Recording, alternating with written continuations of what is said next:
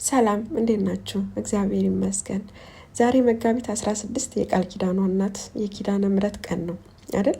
ስለሆነም ስለ እመቤታችን አማላጅነት ምስክርነቴን ለእናንተ ለወገኖች ላካፍላችሁ ወደድኩኝ። ሁላችሁም እንደምታውቁት በስደት ሀገር ነው የምኖረው። በስደት መከራው ብዙ ነው። ብቸኝነቱ፣ ስጋቱ ከባድ ነው። ነገር ግን እኔ በዚህ ሁሉ መሀል ተስፋ ሳልቆርጥ በክብርና በነፃነት እንድኖር ያደረገችኝ የእሷ አማላጅነትም ነው። ክብር ይግባት። ብዙዎች በወደቁበት፣ ብዙዎች ተስፋ በቆረጡበትና መንገድ በጠፋባቸው ቦታ ላይ እኔን አቁማ ልጅ አይዞሽ እያለችኝ ከዛሬ አድርሳኛለች። እማምላክ በህይወቴ ያደረገችው ተነግሮ ያልቅም። በእውነት ከሰው ሀገር ስቃይ አውጥታ ዛሬ በሰው ሀገር በክብር እንድኖር ብቻ ሳይሆን በስጋ በረከትን ባርካኛለች። በቤቴና በኑሮ ላይ የእሷ ረድኤት ስላለ አልጎደለብኝም። እናንተንም የመሰለ ወገኖቼ እንድታውቁኝ ያደረገችኝ ዛሬ በደስታዬ ቀን ተመስገን እመቤቴ እንድል ያበቃችኝ እሷ ናት። እሷ ላደረገችልኝ ውለታ ምስጋናዬ ከልብ ነው።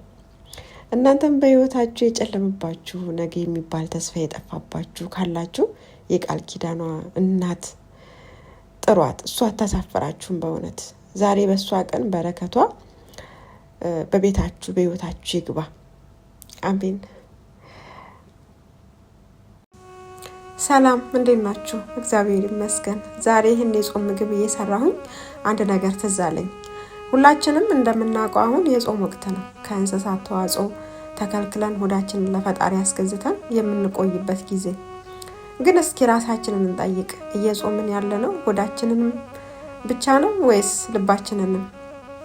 ምግብ መከልከል በጣም ቀላል ነው። ከስጋ፣ ከወተት፣ ከቅቤ መራቅ ይቻላል። ግን ምላሳችንን ከክፉ ነገር፣ ልባችንንም ከቂምና ከምቀኝነት፣ አይናችንን ደግሞ የሰውን ውድቀት ከመመኘት ጾመናል ወይ የሚለውን መመርመር አለብን።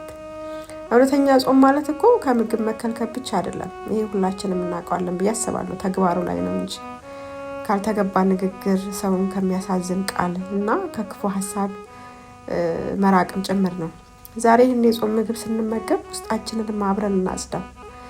ለበደሉን ይቅርታ እናደርግ፣ ለተራቡትን እናስብ፣ የተቸገሩትን በጸሎታችን እናስታውስ፣ እንርዳቸው። ምክንያቱም ፈጣሪ የሚደሰተው በጠገበ ሆድ ሳይሆን በንጽህና በፍቅር በተሞላ ልብ ነው እና ጾሙን የሰላም የፍቅር የበረከት ያድርግልን። ያው እየተገባደደልንም ነው። እግዚአብሔር እሱ ጾም ጸሎታችን ይቀበለን። ቪዲዮውን ከወደዳችሁት ለሌሎችም ሼር አድርጉ፣ ፔጁን ፎሎ አድርጉት። እግዚአብሔር ከእናንተ ጋር ይሁን። ባይ። እግዚአብሔር ሁላችንንም ይቅር ይበለን።